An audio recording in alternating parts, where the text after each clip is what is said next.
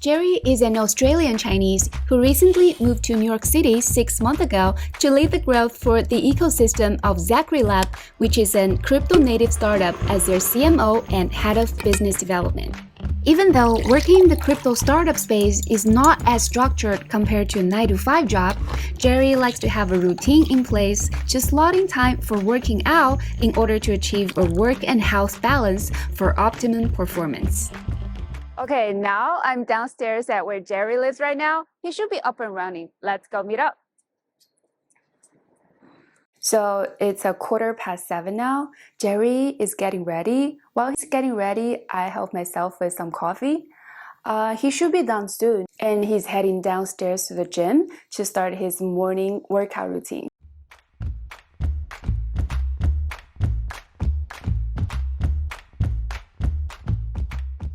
Hey, good morning. Good morning. So you're going downstairs to the gym now? Yes, I try to get my workout in the morning as much as I can. Well, you haven't eaten anything. I find that if I wake up and I don't eat anything and go straight to my workout, I still feel pretty good. I'll probably grab a bite to eat afterwards. Accessibility and convenience is a huge plus when it comes to maintaining a consistent routine. Jerry sticks to basic compound movement for functional strength and physique. Looks like today is back day. Living in Midtown Manhattan means that some of the best coffee joints are a walking distance away, while Jerry takes an espresso shots first thing in the morning in order to stay in the fastest state for his workout. Whole milk latte at Stumptown is his true love when it comes to savoring the coffee experience. Uber Eats is always an option, but it's also great to start the day with some sunshine. So what are you doing now? I'm gonna check my messages and respond to some emails. Then I have a meeting in about 20 minutes to talk with some partners about potentially joining our ecosystem. Oh, and work on my bagels. Enjoy! Thanks. Wow, what's this place? It's so nice. It's a private area for residents. I like to get out of the home office at times and take some meetings here, have lunch, and do some research. Nice, let's have lunch here. Cool. Let's grab a seat. So tell us about your origin story and how did you become the CMO of Zecrey Labs? I mean, good things has happened to me in the past few years.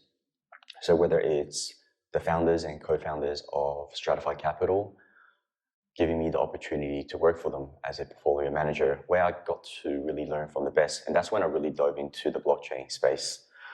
Or after working for Stratified Capital, they were advisors and investors of Zecrey Labs, and I was a primary advisor for Zecrey Labs. Because all these good things may seem like dumb luck, but looking back, it comes from the underlying thesis that I will try my best to live my life by in the past couple of years. And that is figuring out how to be useful. So when I meet people and when I interact with people, instead of thinking about, hey, what can I get from them? How can it be useful to me? I try and just focus on how can I be a value add to that person. I firmly believe now that if I'm helpful, useful to the people that I interact with, good things will come naturally. What ended up happening was the founders of Stratified Capital thought I was useful to them, which is why they hired me. And after working for them and advising for Zecrey Labs thought I was useful to them, which is why they invited me to be part of their team. And it was really a match made in heaven because advising for them for a year, it turned me into a true believer, which is why after a year when they gave me the opportunity to join them full-time, I took it because at the same time, I really believe in the product. And speaking of the product, they take a similar approach where they're building a solution to an actual problem. Because right now, I mean, the main bottleneck for the blockchain is scalability. Well, in certain application scenarios, like games. So what's the main value add of the blockchain to something like games? And in my opinion, is that users have greater ownership of these assets so they can buy and sell it on secondary marketplaces like NFT marketplaces. They don't have to go through dodgy third-party websites like D3 Trade back in the days when I want to buy and sell SOJs, Stoner Jordans, or Thunder Fury from World of Warcraft. I have to go to third-party websites, people might scam me, the items might get clawed back. So that resolves all of that for the users. They have real ownership of the items that they have. You spend hundreds of hours in a game, and if you decide to quit the game, you can just sell the items and recoup some of the cost and value of your valuable time.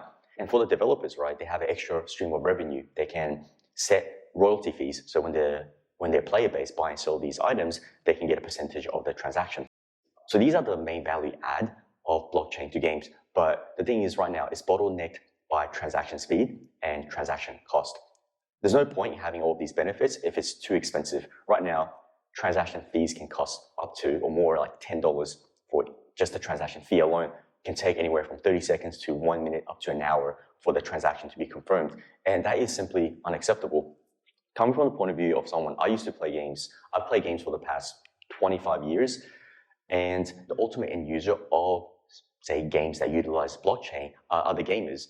And honestly, they don't really care about the underlying architecture or infrastructure. Right now, for the games that they play in the Web 2 space, they don't check to see if the game is using AWS or Google Cloud. As long as the game is fun and it doesn't lag and they get a smooth experience, that's what they really care about. And a similar mentality applies for blockchain games as well. The players, the users, they don't really care whether you're using Solana, BNB Chain, Ethereum for the underlying blockchain, as long as they get a seamless experience. And right now, the base layer ones is really bottlenecked by transaction speed and cost, which is where Zecrey Labs come in. We utilize zkRollup as a scaling solution. So through us, our latest product, Zecrey Legend, we enable a seamless Web 2 experience for games that utilizes blockchain. So any games that connects to our ecosystem through our SDK, to our layer 2 scaling solution, then their end user can experience a seamless Web 2 experience playing the games with blockchain value adds to it, so that their in-game items as NFTs gets confirmed in 200 milliseconds. Transaction fees are roughly 3 cents. And also they can easily buy and sell these items on our layer 2 NFT marketplace. And they can withdraw it back to layer 1 if they want. For the developers, then they can set their own royalty fees, so that whenever the user buy and sell their in-game items, then they get an additional source of recurring revenue. And that is the reason why I work for Zecrey Labs. Okay, looks like Jerry is busy doing some research. While he's busy, let's go explore his room. Wow, let's check out his private working space. Look at this shelf. Wow, what's this? Oh my god, it's Pokemon cards. Look, he's a Pokemon card collector. I think he mentioned that he used to sell one Pokemon card for $5,000. He's also a Tom Ford guy.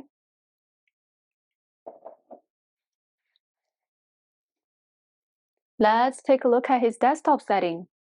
He has a big screen setup, he has a desktop. Wow, he has all the live streaming equipment. Can you imagine that? As a CMO, he does all the live streaming, podcast. Oh my god.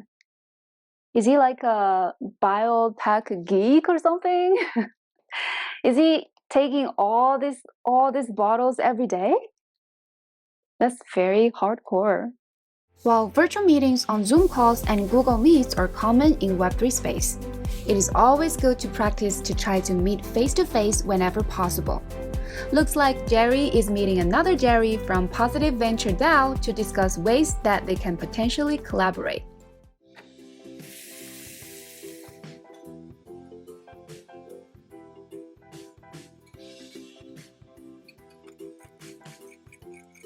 It's so tempting to order takeout, but I find cooking and figuring out how some of my favorite dishes come together aligns with the ethos of the startup space, where it's very hands-on in all parts of the business.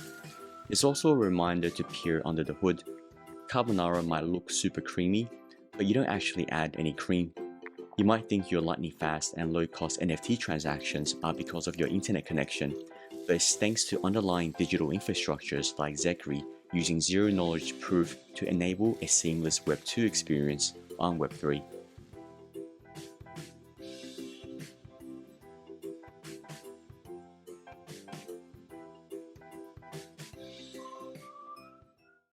Ta-da! It's dinner time!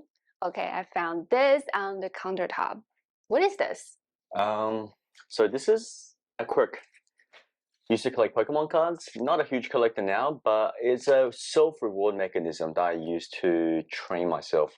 So every time I have a set of mental tasks I need to do every day, and if I get them all done, I reward myself by opening one of the packs and adding it to my collection.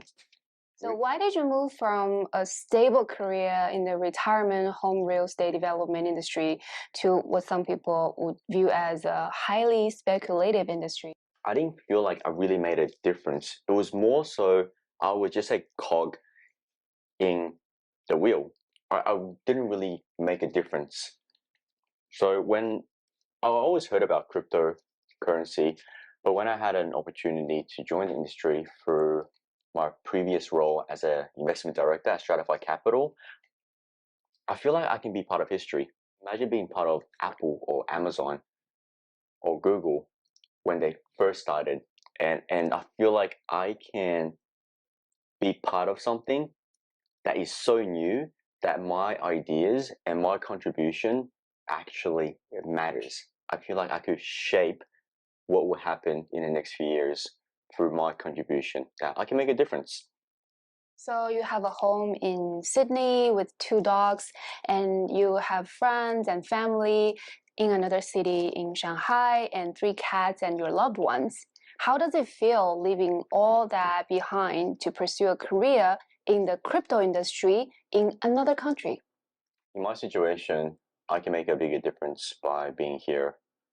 With my current role at Zecrey, I can make a much bigger contribution by being in the States. There's a lot more opportunities for networking, meeting partners and other projects, and really hoping to build the ecosystem.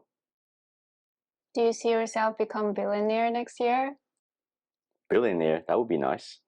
That would be nice. But hey, no, I don't want to. It'll be nice, but I don't want to set that expectation. If I kind of expect that and then it doesn't happen. But at the same time, I don't want to use, obviously money is important, but I don't want to use money as a end goal. Because I think if you do shit right, if you create a great product and you do a good job, then the money comes naturally. But if you set money as the forefront goal, then it may not turn out as well because you'll be a little bit short-sighted. So I prefer to focus on the product and focus on doing a good job in what I'm responsible for. And I believe then, good shit will happen. Maybe being a billionaire will be part of it. That was a yummy dinner. Right now, Jerry is going to a crypto event. Let's follow him. Whoa, look at the crowd here. This is an event organized by David Fund with sponsors from various companies in the blockchain space. I happen to be invited to be the moderator for the panel discussion that is taking place tonight. Jerry attends as many of these types of events as he can in order to meet potential partners, investors, and friends in the industry. It's a great way to stay up to date with the latest trends in the space as well as learning from other founders and investors on their latest thoughts and thesis. Home sweet home! That was fun. And a lot of chit-chatting. Let's see what Jerry's doing right now. Oh, hey, what are you playing? It's a action RPG called Last Epoch. I like to, action RPG. I like to play it to help me relax after full days of work. It's one of my guilty pleasures. I didn't know you were short-sighted. No, actually, I used to be, but I got surgery. But now it's my computer glasses blocks blue ray, so it doesn't interfere as much with my sleep when I use a computer at night.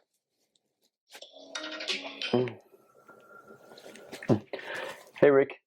It looks like Jerry will be busy preparing for tomorrow's morning meeting with some potential partners. Thank you for joining us for a day of a life of a blockchain CMO. I'll see you next time. Bye.